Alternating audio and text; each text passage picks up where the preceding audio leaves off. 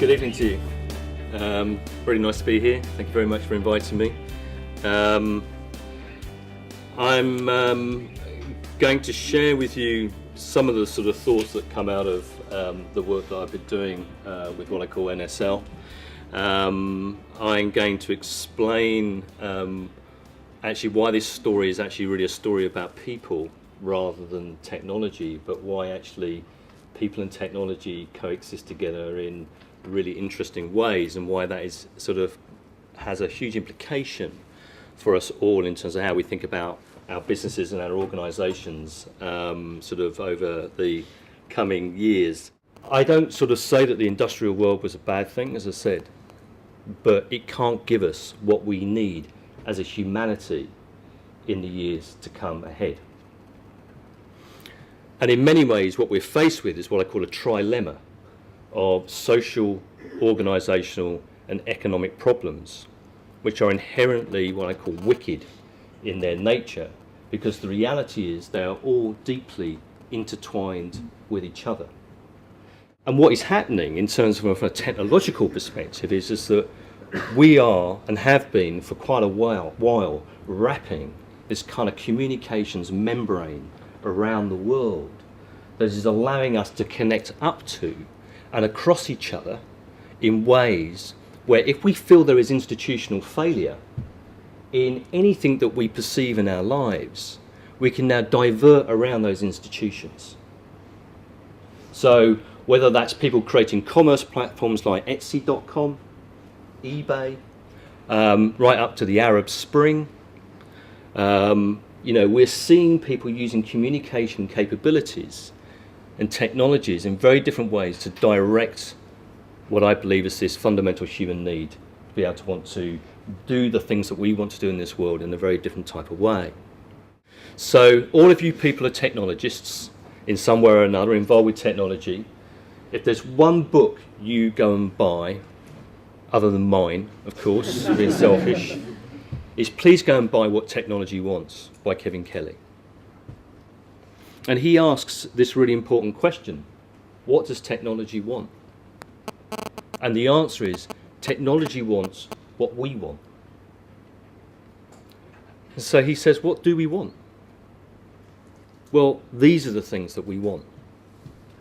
We want greater opportunity. We want more freedom, more empowerment, a return to mutualism, which is a word I'm going to come back to in a bit, diversity, efficiency, independence, and beauty. There should be beauty in our world. There should be aesthetics in our world.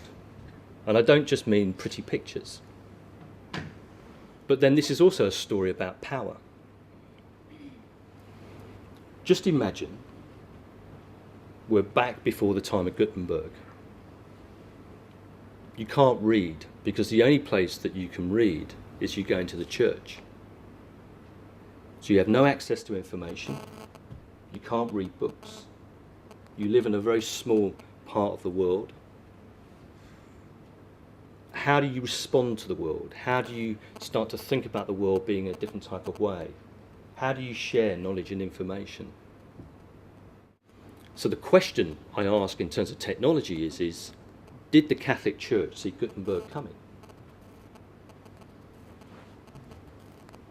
There's a man, he's heard a rumour that in Mainz there's this mad German who's taken an old, small wine press and he's turned it into this machine that can print Bibles faster than you can possibly imagine.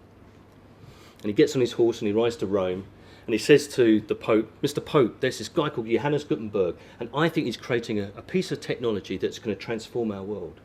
And the Pope says, I own all of what I survey, what I see out of this window and what I don't see. What could possibly disrupt the power of the church? In the many sessions that I did last year around the world, and you listen to sometimes people talk about conversation and social technologies and all the rest of it, and they talk about Twitter, for example, I'll say, just look how small Gutenberg's printing press was. And what did that do to one of the most powerful organisations on the planet at that time? The point being that technology does not come out of nowhere. It's a human invention in the first place, and it succeeds or not if it meets fundamental human needs. And if these are the fundamental human needs that we want, then as businesses and organisations, we have to be very open and listen very deeply to what they are, and whether actually we are in sync and in resonance with what we want. And I'm really interested in innovation.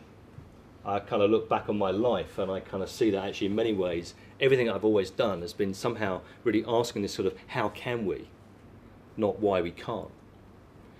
And the reality is I've seen lots and lots of organisations being stuck in the situation of talking about why they can't do stuff as opposed to why we can, or actually being prepared to be unaware of some of the sort of major forces that are actually gathering around in them, and being prepared to actually listen deeply and think about how as businesses or organisations how they react. So if we think about the music industry, they've not been prepared to actually entertain what we want, and as a consequence of that, economically they've been deeply hurt as a consequence. There are 6 principles and 6 challenges that come out of No Straight Lines, which I wanted to share with you very briefly.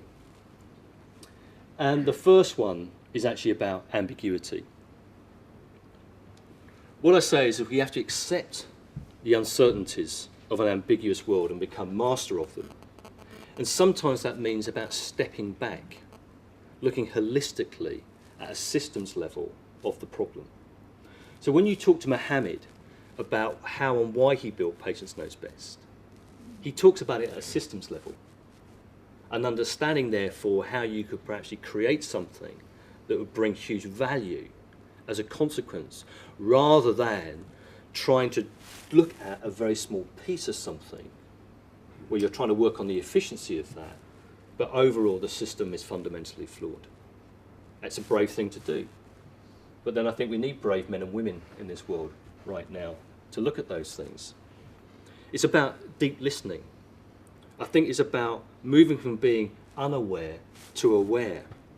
And I think to look for those patterns and try and seek patterns and make sense of them, rather than actually saying that's a very risky thing to do. Because that's why we see a lot of organisations stuck, because culturally they're not prepared to move out of a position which then feels culturally inherently uncomfortable. The next one is about being adaptive. I think this is about being in a constant process of sort of looking at a whole series of different technologies, different capabilities, inputs which may be softer to you, which comes from ambiguity, that enables you through this process of creating, collaborating, critiquing, communicating, to start to evolve a better literacy in terms of how you're going to design the products and the services and bring them to market in a way that is going to have greater relevancy to people out there. It's also about being agile. How do you learn to be agile in today's world? And one of the problems we've seen with lots of incumbent organisations is they've not been prepared to think about agility. And I think it's actually a kind of cognitive action that needs to exist both at a societal level, but I think it's also a learning culture that needs to be embedded within organisations. Organisations are inherently bad at learning with each other and sharing information. And if you take the example of what Mohammed has done, and we see that in many, many different platforms, that ability for an organisation to do that means that it actually inherently starts to become more agile and is able to be more adaptive. Sometimes when I say this, and this comes down to literacy, there's 2 words, open or closed. And of course the spectrum is actually much, much broader than that. So I just thought I had a list. So the first thing I say is openness is resilience. If you work in a closed ecosystem, ultimately that has a potential to die. So that means you have to be culturally open to new ideas. You can think about the organisation as an open organisation. You can think about innovation as open innovation. You can think about data as open data. You know, we've got the London Data Store. The Ordnance Survey is now published under a Creative Commons license and is open. That allows other people to build upon that. So we talk about building on the work of others. Open platforms, open source, open societies and open ecosystems are all of the things around openness which I think are really important. When people talk about social media, they have three logos in their head. Facebook, Twitter, and maybe in this room, LinkedIn. But that's actually not what it's about. Participation can significantly enhance performance and knowledge. It can suggest what I call the collaborative enterprise. So in a sense, you would say Mohammed's business is built on a collaborative enterprise through the collaboration of many people that allows it to operate and in an entirely different type of way. It's about peer-to-peer learning. It's about a deep literacy about human motivation and human identity. We were brought up to believe that actually people are motivated by greed and by money. And the reality is that, and what we're seeing is that people are deeply motivated by a lot more than just financial compensation. It's just that the models that we've built around our existing organisations and economies have been built in a very different type of way. And that is concussive, I would say, for lots of organisations.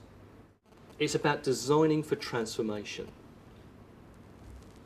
and saying whether it's a very small thing or whether it's a much, much bigger thing, what can we meaningfully bring to the world that could be transformative?